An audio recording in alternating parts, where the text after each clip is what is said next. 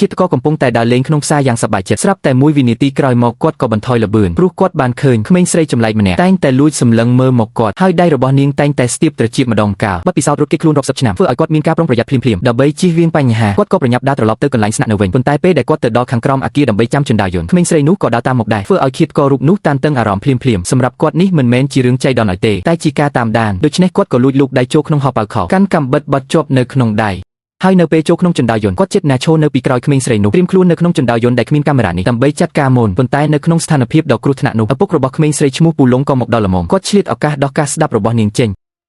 อันทัวร์ไอ้นังอันสตับสมเด็จปุกรอดไอเก้ลุยมีนสังสาไอเกจับบานอันดังคลูนเต้เคยทานเนตรจิเขมงเสยขมิ้นเปอไว้เต้ปุกรุ่มแต่งกาชลูประกายขมิ้นระวิงอปุกหนึ่งกลมเสยเมื่อเตอคือทอมจิตหนึ่งเปิดประกอบคิดตะก็บำบัดกาสังไซขนมเจ็ดก็กระทาคลูนอันประหายจิกจานไปหายก็ลุยตุกกำบัดเวงให้เป็นนุปูลงก็ดอกพลายป้อมระลุยมวยเจงปีหาวเปล่าฮอตเตอร์ไอคิดตะก็สกรรมพิบนี้เมื่อเตอโดจิการรบอันขณีรวิงเนี่ยจัดขางใต้เนี่ยนาเตอดังทานเนขนมเป้จิมวยขณีนุเนเลือไอกรองระบบโพลิฮ่องกงบ้านบังไฮมุกระบบคิดก็อย่างฉบับตามเปิดการสังไซระบบคิดก็คือเหมือนขอเตะผู้ลงหนึ่งเขมงเสยนุเหมือนเมนจีอปกโกนเตะใต้จีโพลิสงาผู้เก็บานตามดานกอดจิงกันลักหายหายคิดก็มีชมูทาโฟลงเซงครอบจีอาเตติฮินปีเซผู้ใกล้คังกาประยุทธ์หนึ่งสำหรับกาปีมุนกอดรกซีพลอนหนึ่งสำหรับมนุษย์ดำใบปุงริกอาณาจักรอุกฤษกรรมระบบคลูนกอดบานเจริญเละคลูนกาปีจิงมาไปชนำมนโดยปราประได้บานพลอนโคชบับมกจินเจมเขมงจีจราเนี่ยให้ปราวิธีวักฮัดแบบติฮินปีเซบรรดาผู้เก็บเอาคลายจีเนี่ยสนองดำไหนมุ้ยป้าเปรกเนกมาไปชนำบ้านกันลองพอเตอร์เขมงเตียงนุบานทมดังกระเดยเอาให้มันเนี่ยสแต่มีนจุ่มนินปีเซเนี่ยคลาปูไกคังกาประยุทธ์หนึ่งลุยสำหรับเนี่ยคลาเจ๊ปัจจัยวิชีฮาเกอร์กำรัดกมปูเนี่ยคลาปูไกข้ามบนลอมครูนให้เนี่ยคลาติดกันแต่ออกจากไอโดเพดบานตามเจ็ดเตียบพองฟูลงเซงบานน้องปูเกตทัวร์สกรรมพิบอุกฤษกรรมกรุบตีกันไหลรอดองแต่งแต่เธอไอโพลิสเวอร์มกรกจับเหมือนบานรอโฮดดอทไงมวยนี้ฟูลงเซงบานกำนัดโกดาเลตปรารูปใบบานดิจิทัลได้มีดำไหล$500 ตำใบตัวบานลอยนี้กดบานน้องโกนแต่งออกเจงปฏิบัติการบนล้อมคลูนชีบกลกรมหนดาโจเตอขนมกรมหนเฮรันวัตโตไดเรซาโตเลโกสมงัดรูปใบบานนุตำใบเทอร์กาพลอนรกเคยหายจำลองแต่งออกเตอ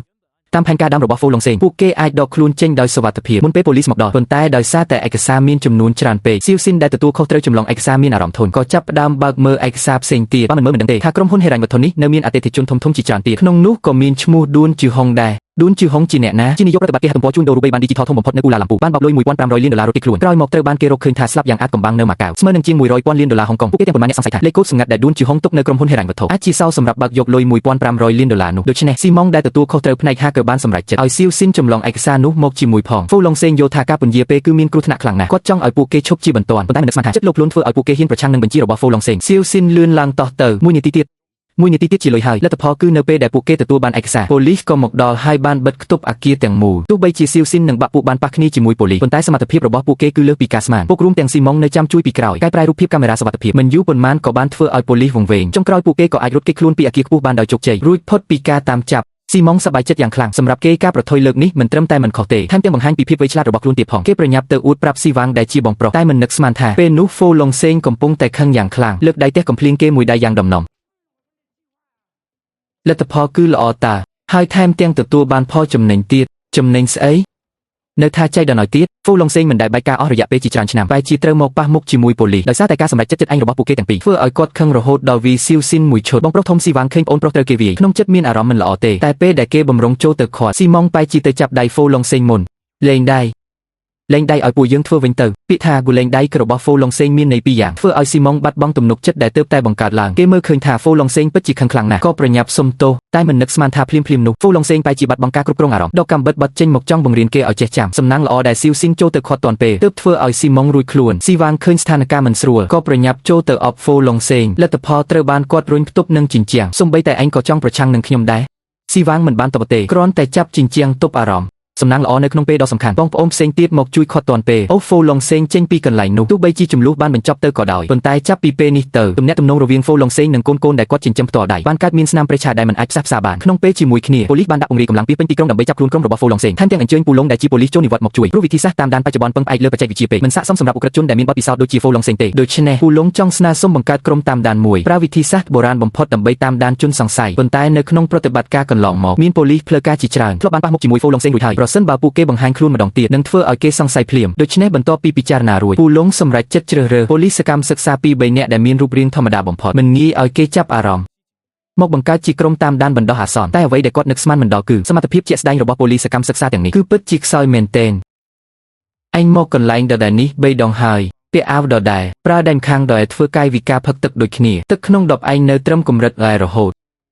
ខ្ញុំខ្លាចផឹកច្រើនឈឺនោមនឹងណាចុះឯងមិនខ្លាចខ្វះជាតិទឹកងាប់ទេហីឃើញពីរបៀបតាមដានដែលពោពេញទៅដោយចំណុចខ្សោយរបស់ប៉ូលីសកម្មសិក្សាពូលងខឹងរហូតដល់ឡើងឈាមតែសំណាងល្អដែលពួកគេឆាប់យល់ឆាប់កែប្រែទម្លាប់ហើយក្រោមការណែនាំរបស់ពូលងក្រុមតាមដានចាប់ផ្ដើមមានដំណើរការល្អបន្ទាប់ពីតាមដានអស់រយៈពេលកន្លះខែទីបំផុតពួកគេបានរកឃើញដានរបស់ហ្វូឡុងសេងនៅឯផ្សារលក់បន្លែមួយដើម្បីបញ្ជាក់អត្តសញ្ញាណរបស់ជនសង្ស័យសមាជិកក្រុមតាមដានឈ្មោះសៀវហ្វុងស្ម័គ្រចិត្តធ្វើជាដាររកទំនិញដើម្បីចូលទៅជិតគោលដៅតែមិននឹកស្មានថាបន្ទាប់ពីបញ្ជាក់អត្តសញ្ញាណរួចកាយវិការដៃប៉ះត្រចៀកដោយមិនដឹងខ្លួនបានធ្វើឲ្យហ្វូឡុងសេងសង្ស័យដាក់ដៃចុះជាគោលការណ៍បើសិនជាសមាជិកក្រុមតាមដានត្រូវគេសង្ស័យត្រូវតែជៀសវាងកុំឲ្យជួបគោលដៅម្ដងទៀតប៉ុន្តែសៀវហ្វុងចង់ចាប់យកឱកាសនេះដើម្បីរកឲ្យឃើញកន្លែងស្នាក់នៅរបស់ហ្វូឡុងសេងដូច្នេះនាងក៏សម្រេចចិត្តដើរតាមរហូតដល់ក្រោមអគារពេលឃើញសៀវហ្វុងម្ដងទៀតហ្វូឡុងសេងហ៊ានសន្និដ្ឋានភ្លាមថានាងមិនមែនមនុស្សធម្មតាទេសំណាងល្អពូលងមកដល់ទាន់ពេលធ្វើជាឪពុករបស់សៀវហ្វុងហើយឆ្លៀតឱកាសដោះការស្ដាប់ចេញពីត្រចៀករបស់នាងឯងនៅជាន់ទីប៉ុន្មានអ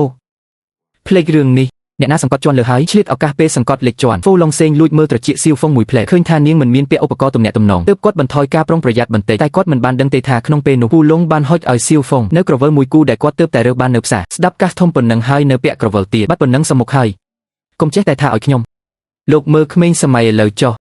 និយាយអីមិនស្ដាប់ទេចេះតែប្រឆាំងនឹងម៉ែធំហើយគេមានគំនិតផ្ទាល់ខ្លួនគេហើយឃើញហ្វូឡុងសេងបន្ថយការប្រុងប្រយ័ត្នពូលងក៏ដកផ្លែប៉ោមរលួយមួយហុចឲ្យគាត់មើលទៅដូចជាការរាក់ទាក់ធម្មតាតាមពិតពូលងបានបង្កប់កាមេរ៉ាក្នុងផ្លែប៉ោមនោះរួចហើយគាត់ដឹងថាហ្វូឡុងសេងនឹងមិនទទួលយកងាយៗទេដូច្នេះក៏ធ្វើជាខំកាមេរ៉ាទម្លាក់ហើយទាត់ចូលទៅក្នុងជ្រុងមិនយូរប៉ុន្មានចិនដាវយន្តក៏មកដល់ជាន់លើបំផុតពូលងនាំសៀវហ្វុងចេញពីចិនដាវយន្តដឹងថាហ្វូឡុងសេងនៅតាមមើលពីក្រោយពូលងដើម្បីកុំឲ្យបែកការក៏បន្តសម្ដែងឲ្យសៀវហ្វុងយកអីវ៉ាន់ដើម្បីបន្លំភ្នែកហើយខ្លួនគាត់ប្រើឧបករណ៍ពិសេសឆ្កឹះសោបើកទ្វារបន្ទប់មួយដោយចៃដន្យធ្វើដូចជាចូលផ្ទះខ្លួនឯងតែមិននឹកស្មានថាចៃដន្យជួបនឹងម្ចាស់ផ្ទះដែលជាយាយប៉ាអូទៅវិញបិទទ្វារទៅសំណាងល្អដែលហ្វូឡុងសេងនៅខាងក្រៅមិនដឹងរឿងឃើញឪពុកកូន2នាក់ចូលផ្ទះទើបគាត់ដើរចូលជណ្ដើរយន្តវិញហើយចុចទៅជាន់ទី8បញ្ជាការដ្ឋានតាមដានឃើញលេខជាន់តាមកាមេរ៉ាក៏បញ្ជាភ្លាមឲ្យសមាជិកក្រុមដែលបង្កប់ខ្លួននៅជាន់ទី8បំពាក់កាមេរ៉ាក្រោមការសហការគ្នាយ៉ាងល្អទីបំផុតប៉ូលីសក៏ដឹងថាហ្វូឡុងសេងស្នាក់នៅបន្ទប់លេខ802ទោះបីជាការសម្ដែងរបស់ពូលងនិងសៀវហ្វុងស្ទើរតែឥតខ្ចោះក៏ដោយប៉ុន្តែការសង្ស័យរបស់ហ្វូឡុងសេងមិនទាន់រលាយបាត់អស់ទេដើម្បីការពារខ្លួនគាត់បានឲ្យស៊ីម៉ុងស្រាវជ្រាវប្រវត្តិរបស់ពួកគេទាំងពីរភ្លាមដោយសារជំនាញ hacker ដ៏ពូកែមិនយូរប៉ុន្មានស៊ីម៉ុងក៏រកឃើញថាពូលងនិងសៀវហ្វុងជាប៉ូលីសប៉ុន្តែអ្វីដែលគួរឲ្យភ្ញាក់ផ្អើលគឺគេមិនបានប្រាប់ការពិតនេះទៅហ្វូឡុងសេងទេប្រវត្តិរបស់ពួកគេទាំងពីរឯងឆែកមើលហើយឬនៅឆែកហើយគ្មានអីគួរឲ្យបារម្ភទេអញ្ចឹងប្រហែលជាខ្ញុំគិតច្រើនពេកហើយតើប៉ាមានចាប់អារម្មណ៍ឃើញអ្វីមែនទេប៉ាចាប់អារម្មណ៍ថា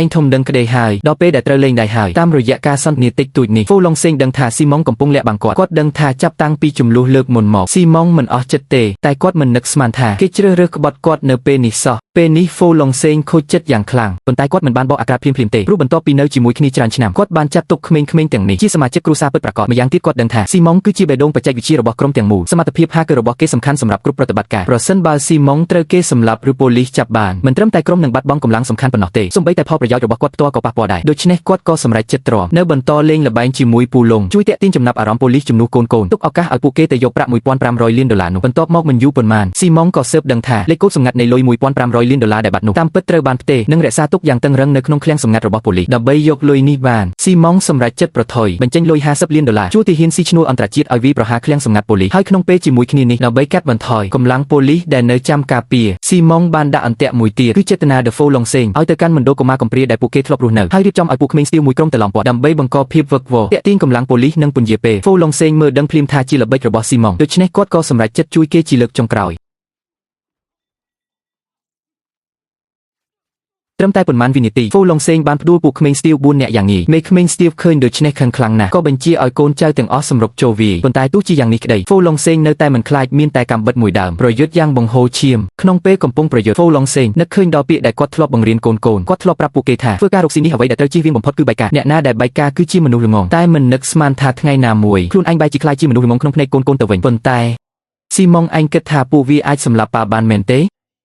មើលងាយប៉ាពេកហើយនិយាយចប់ហ្វូឡុងសេងចេញកម្លាំងម្ដងទៀតយកកំហឹងដែលត្រូវស៊ីម៉ុងក្បត់បញ្ចេញទៅលើពួកក្មេងស្ទាវទាំងនោះមិនយូរប៉ុន្មានមនុស្សរាប់សិបនាក់ដេកស្លាប់ក្រោមផ្លែកាំបិតរបស់គាត់បន្ទាប់មកហ្វូឡុងសេងដែលមានរបួសពេញខ្លួនដើរចេញមកគាត់ស្មានថាអ្វីបានបញ្ចប់ហើយតែញាក់ទៅស្រាប់តែឃើញស៊ីវ៉ាងដែលជាកូនប្រុសច្បងគាត់យល់ភ្លាមថាពួកក្មេងស្ទាវអំបញ្ញមិញមកដើម្បីពន្យាពេលតែស៊ីវ៉ាងមកគឺដើម្បីយកជីវិតរបស់គាត់នេះជាគំនិតរបស់គេមែនទេបងប្រុសបងចុះមកធ្វើអីឯងមិនស្គាល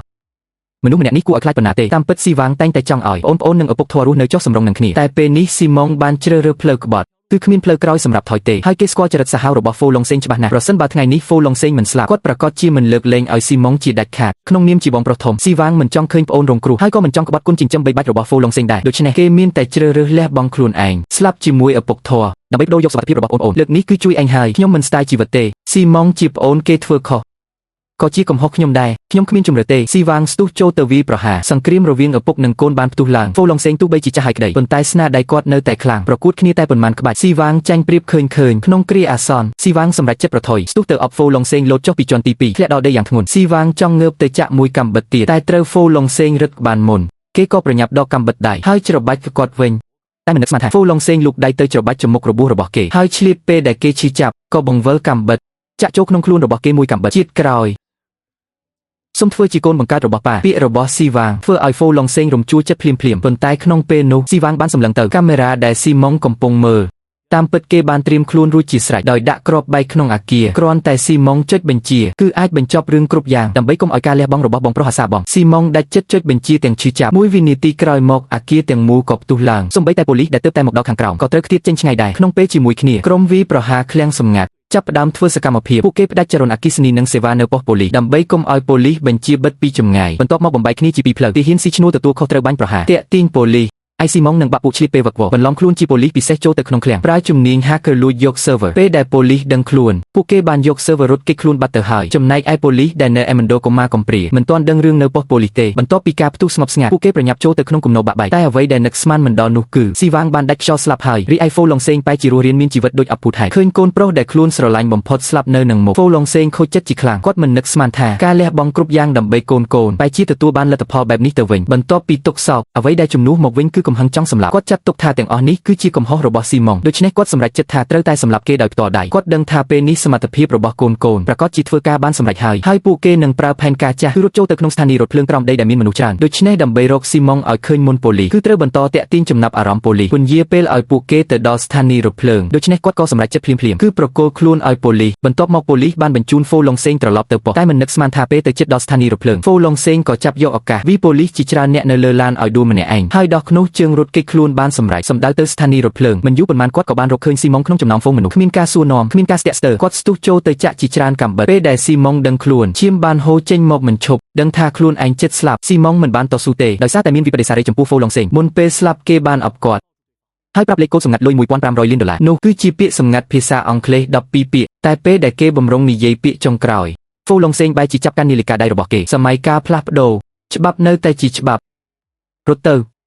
និយាយចប់ភ្លាមស៊ីម៉ុងក៏ដួលស្លាប់ក្នុងថ្លុកឈាមក្នុងពេលជាមួយគ្នានោះដែរបកពួកផ្សេងទៀតត្រូវបានប៉ូលីសចាប់ខ្លួនជាបន្តផែនការទាំងមូលត្រូវបានបរាជ័យបន្ទាប់មកប៉ូលីសបានបើកប្រតិបត្តិការតាមចាប់ហ្វូឡុងសេងភ្លាមដោយពឹងផ្អែកលើបទពិសោធន៍ជាច្រើនឆ្នាំពូឡុងបានកំណត់គោលដៅមុនគេហើយតាមទាន់ហ្វូឡុងសេងអ្នកទាំងពីរក៏បានប្រយុទ្ធគ្នាទោះបីជាកន្លែងនោះពោពេញដោយសម្ភារៈដែលផ្ដល់ផលប្រយោជន៍ដល់ពូឡុងដែលពូកែប្រើរបស់របរប៉ុន្តែនៅចំពោះមុខហ្វូឡុងសេងដែលប្រយុទ្ធបដូរផ្ដាច់ជីវិតគាត់ពិបាកនឹងយកឈ្នះណាស់វាគ្នាតែប៉ុន្មានក្បាច់គាត់ក៏រងរបួសធ្ងន់ធ្វើឲ្យហ្វូឡុងសេងមានឱកាសរត់គេចសំណាងល្អដែលហ្វូឡុងសេងរត់មិនបានឆ្ងាយក្រុមតាមដានបានមកជួយទាន់ពេលឆ្លងកាត់ការហ្វឹកហាត់របស់ពូឡុងជំនាញរបស់ក្រុមតាមដានគឺពូកែដូចសាច់ឆ្កែប៉ូលីសមិនយូរប៉ុន្មានក៏មើលធ្លុះការបន្លំខ្លួនរបស់ហ្វូឡុងសេងហើយឡោមព័ទ្ធគាត់ជាប់ហ្វូឡុងសេងចង់តស៊ូទៀតប៉ុន្តែអស់កម្លាំងហើយជាមួយនឹងការចាប់ខ្លួនហ្វូឡុងសេងការតាមចាប់ខ្លួនដ៏យូរអង្វែងរាប់សិបឆ្នាំទីបំផុតក៏ត្រូវបានបញ្ចប់ប៉ុន្តែអ្វីដែលគ្មានអ្នកណាស្មានដល់នោះគឺការចាប់ខ្លួននេះគឺស្ថិតនៅក្នុងផែនការរបស់ហ្វូឡុងសេងព្រោះគាត់បានដឹងតាំងពីដំបូងថានៅពីក្រោយការក្បត់របស់ស៊ីម៉ុងនៅមានមេខ្លោងដ៏មានអំណាចម្នាក់ទៀតកំពុងបញ្ជាពេលនៅស្ថានីយ៍រថភ្លើងគាត់ចាប់ដៃស៊ីម៉ុងជាប់ក៏ព្រោះតែដឹងថាគេមិនត្រឹមតែនិយាយប្រាប់លេខកូដសម្ងាត់ដល់គាត់ទេគឺកំពុងប្រើនាឡិកាដៃដើម្បីបញ្ជូនព័ត៌មានទៅឲ្យមេខ្លោងដែលនៅពីក្រោយដោយសារតែហេតុនេះហ្វូឡុងសេងចិត្តនាខាត់ពាក្យចុងក្រោយរបស់គេឥឡូវនេះមានតែគាត់ម្នាក់ទេដែលដឹងលេខកូដសម្ងាត់ពេញលេញប៉ុន្តែមនុស្សចាស់គំរូដូចគាត់មិនចេះប្រើបច្ចេកវិទ្យាទាំងនេះទេសម្រាប់គាត់ការមានលេខសម្ងាត់មិនស្មើនឹងមានលុយទេទុយទៅវិញវាធ្វើឲ្យគាត់ខ្លាចជាគោលដៅគ្រោះថ្នាក់ដូច្នេះដើម្បីរស់រានមានជីវិតគាត់ជ្រើសរើសឲ្យប៉ូលីសចាប់ដើម្បីស្វែងរកការការពារពីប៉ូលីសព្រោះពេលនេះពន្ធនាគាររបស់ប៉ូលីសគឺជាកន្លែងដែលមានសុវត្ថិភាពបំផុតសម្រាប់គាត់នៅចុងបញ្ចប់នៃរឿងហ្វូឡុងសេងត្រូវបានឃុំខ្លួនរឿងក្តីហាក់ដូចជាត្រូវបានបញ្ចប់ប៉ុន្តែតាមពិតការប្រកួតរវាងខ្លាចាស់និងអ្នកបញ្ជាសម័យថ្មីទើបតែចាប់ផ្ដើមប៉ុណ្ណោះភាពយន្តនេះចប់ត្រឹមនេះគឺជាខ្លឹមសារទាំងអស់នៃវីដេអូនេះជួបគ្នានៅវីដេអូក្រោយជាមួយភាពយន្តល្អៗទៀត